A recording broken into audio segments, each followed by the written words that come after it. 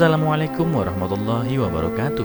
Apa kabar kalian? Semoga kalian baik-baik saja dan tetap diberikan kesehatan oleh Allah Subhanahu wa taala. Bantu channel kami dengan cara subscribe dan tekan tombol lonceng kalian. Terima kasih. Semoga kisah ini bermanfaat. Ketika mobilnya mogok di jalan terpencil, Tony menemukan seorang gadis kecil yang hilang, menangis di pinggir jalan. Dia membantunya pulang dan tiba di depan pintu yang membawa masa lalunya yang memilukan di depan matanya. Tony, seorang pengusaha muda dan menawan, terdampar di jalan hari itu. Sial, apakah mobil ini harus mogok sekarang ketika aku sudah terlambat? Gerutunya menendang ban mobilnya yang bocor. Pria berusia 31 tahun itu menjalankan sebuah perusahaan 7 mil jauhnya dari tempat mobilnya mogok. Ponselnya tidak dapat nyala, jadi dia tidak bisa segera memanggil mekanik. Dia mengunci mobilnya dan mulai berjalan, berharap menemukan taksi.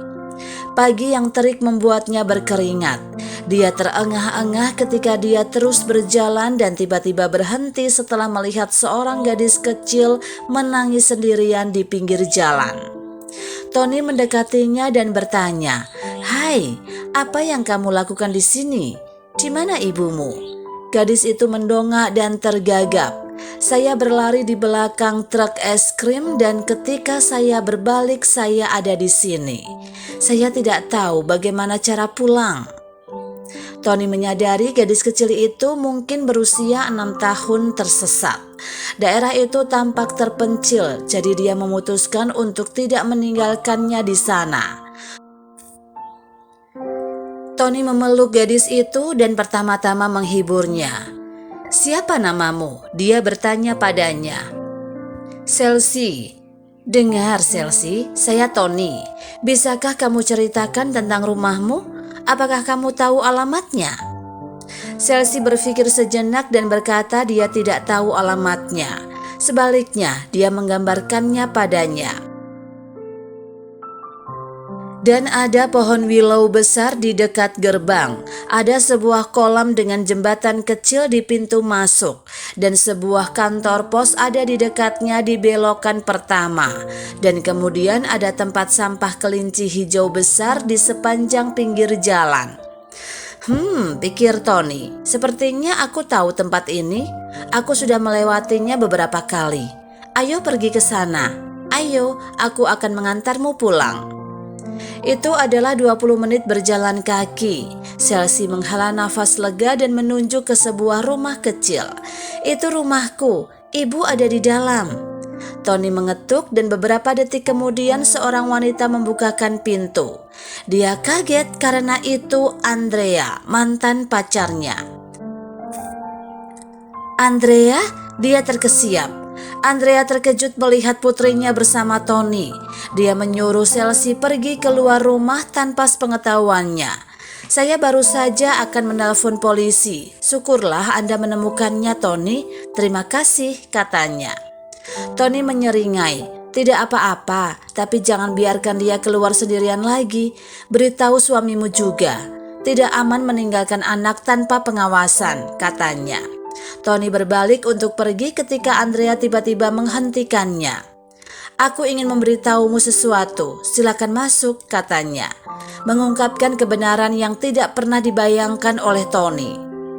"Aku minta maaf atas apa yang terjadi 6 tahun lalu, Tony," katanya. "Kamu begitu fokus pada bisnismu. Aku pikir kamu tidak mencintaiku lagi."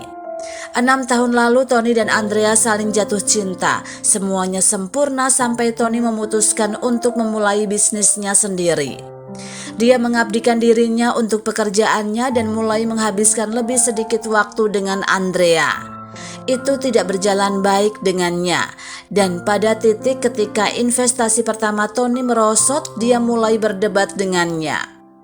Sementara Andrea berebut perhatiannya, Tony salah paham karena dia berhenti percaya padanya atau kemungkinan dia berhasil. Kesalahpahaman mereka menyebabkan keretakan besar dalam hubungan mereka, membuat mereka berpisah segera setelahnya. 2 bulan setelah perpisahan itu, pukulan menyakitkan lainnya menimpa Andrea ketika dia mengetahui bahwa dia hamil anak Tony. Saya belum menikah, Tony. Saya mengetahui bahwa saya hamil setelah kita putus. Saya tidak punya tempat untuk pergi. Kamu tahu saya tidak punya orang tua atau saudara. Jadi saya pindah keluar kota ke tempat teman saya dan menemukan pengajaran kerja di sana. Aku Andrea. Apakah Chelsea putriku? Tony menangis, tersadar. Dia memeluk gadis kecil itu erat-erat dan mulai menangis. Andrea, kenapa kamu tidak memberitahuku lebih awal? Aku mengalami banyak rasa sakit hidup sendirian. Aku tidak bisa melupakan setelah kamu pergi. Setiap wanita yang kutemui setelah itu hanya mengejar uangku. Aku tidak dapat menemukan kebenaran cinta lagi. Aku tidak bisa mencintai wanita lain seperti aku mencintaimu. Ternyata Andrea sempat ingin berdamai dengan Tony setelah mengetahui dirinya hamil. Tetapi pada saat yang sama, investasi Tony berikutnya berkembang pesat dan bisnisnya mulai berkembang. Dia menjadi kaya dan terkenal. Aku tidak ingin kamu berpikir aku adalah penggali emas yang hanya mengejar uang dan popularitasmu. Egoku tidak mengizinkanku untuk menghubungimu, jadi aku pindah keluar kota untuk membesarkan anak kita sendirian. Aku pindah kembali setelah saya mendapatkan pekerjaan mengajar di sekolah di sini. Kebahagiaan dan kesedihan membanjiri mata Tony. Dia senang bisa bersatu dengan putrinya yang tidak pernah dia ketahui keberadaannya. Tetapi dia berkecil hati karena kehilangan bagian penting dari masa kecilnya. Tony menyeka air matanya dan bangkit, menekan bahu Andrea dengan keras. Dia berkata, "Aku sudah selesai menjalani kehidupan yang kaya dan kesepian. Aku tidak ingin sendirian lagi.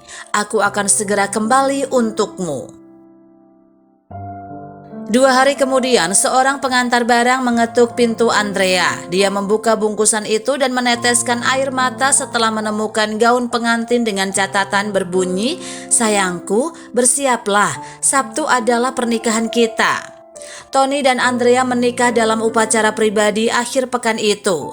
Chelsea kecil adalah pengiring pengantin mereka dan mereka tidak akan pernah bisa melupakan hari yang indah itu. Apa yang bisa kita pelajari dari cerita ini? Jangan biarkan kesalahpahaman menghancurkan hubungan Anda. Tony dan Andrea putus karena salah paham. Tony mengira pacarnya telah kehilangan kepercayaan pada potensinya, sedangkan Andrea sering bertengkar dengan Tony untuk mendapatkan perhatiannya. Tidak ada jumlah kekayaan yang dapat menandingi kekayaan keluarga. Ketika Tony mengetahui bahwa Chelsea adalah putrinya, dia menyadari bahwa uangnya tidak akan pernah memberinya kebahagiaan yang sama seperti yang diberikan keluarga kepadanya.